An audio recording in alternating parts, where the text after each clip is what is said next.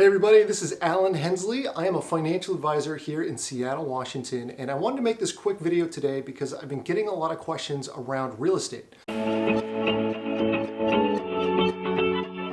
If you have made the decision to buy a home, there are expenses that you can't forget about.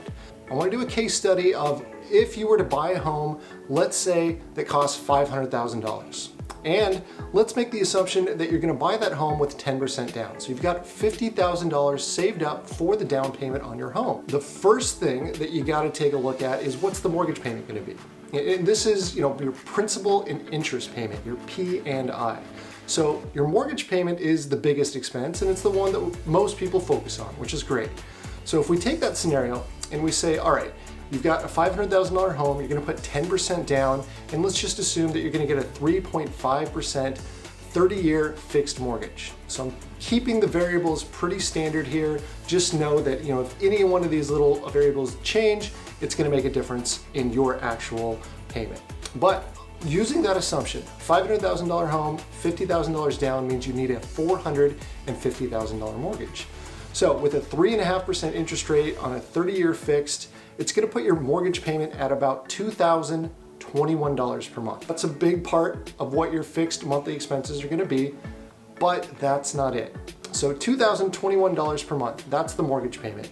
And this is where most people work it into their budget. They're like, yeah, okay, I can make that work. Maybe you're paying $2,000 a month for rent right now, and you say, great, a $2,021 mortgage, I can handle that.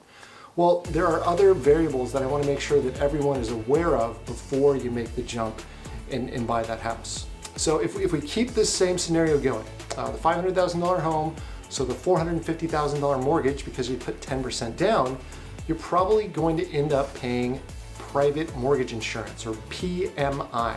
Mortgage insurance isn't something that is on every mortgage, but if you're putting less than 20% down to buy the home, you should at least factor in the cost for mortgage insurance when you're thinking about your monthly expenses. So the mortgage insurance in this scenario is going to be approximately $221 per month. So, just so you know, you've got the mortgage payment, $2,021 per month, and then we've also got mortgage insurance on top of that, another $221. But then let's not forget, we've got to pay taxes. Now, property taxes, it usually gets wrapped into some sort of escrow payment that you make with your mortgage. But just to make sure that we're doing the breakdown properly, let's assume that you're going to pay 0.9% in property taxes. Again, this is going to vary depending on where you live, but a little bit less than 1%. If we just say, hey, 0.9% on a $500,000 home means you're going to pay about $358 per month per taxes. Now, again, your property taxes are probably paid twice a year, every 6 months, but we're trying to do a monthly breakdown. So $358 per month is going to be how much you have to pay for property taxes. And that's something that is going to vary over time. Hopefully the value of your home increases. So this is one of the expenses that could grow over time. So again, let's just do a quick recap. $2,021 for the mortgage, $221 for the mortgage insurance, and then $358 per month is how much the taxes are going to be for property taxes. One other item that you can't forget is you've got this huge asset that you're now responsible for. So hopefully you're going to go out and get homeowners insurance. And if you're making the jump from renting to owning a home, you'll notice that the cost for insurance is a lot higher when you're a homeowner. And if we just do the breakdown, this is just a real rough estimate, but let's say that you're going to have to pay about $175 per month for homeowners insurance. Again, this will vary depending on where you live. But now all of a sudden you can see these are starting to add up.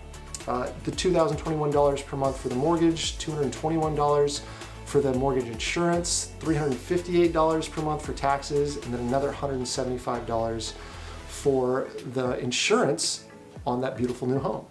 And this, all of a sudden, your $2,000-ish monthly payment just jumped up to $2,775 per month. So when we look at that, that could be $750 more than you thought you were going to have to pay when you just did the quick mortgage calculation. So again, this is just a real quick video today, but I wanted to do that monthly breakdown just to show any potential first-time home buyers out there this is more than just the mortgage that you need to consider. The one thing that I didn't work into that hypothetical calculation is homeowners association dues. So HOA dues, if you're going to be buying a condo, this is definitely something you're going to have to work into your budget, and that could range anywhere from $100 a month to $500, $600 a month, up to over $1,000 a month, depending on the homeowners association that your condo is a part of. And this also applies to single family homes and to townhomes. If you're buying into a property, you've got to check to see if it's part of a homeowners association and then figure out what those dues are. So, all of a sudden your $2,000 calculation, rough estimate, could all of a sudden be $3,000 a month that you hadn't considered before. Hopefully this is good food for thought. Again, I don't want to discourage anyone from buying a home, but I just want to make sure that if you are going to purchase a home, that you figure out and work out your budget so that you go into it without any blind spots. If you have more questions on what you should be thinking about when it comes to budgeting and how everything fits into your financial plan, because hopefully this is all something that you're considering when you're thinking about your retirement planning down the road, feel free, reach out, send me an email, give me a call. If you look on my profile, you can find a link to my calendar. We can schedule time to talk over the phone, or we can meet over Zoom, whatever works best for you. So again, my name is Alan Hensley. I'm a financial advisor here in Seattle, and I hope you're having a great day.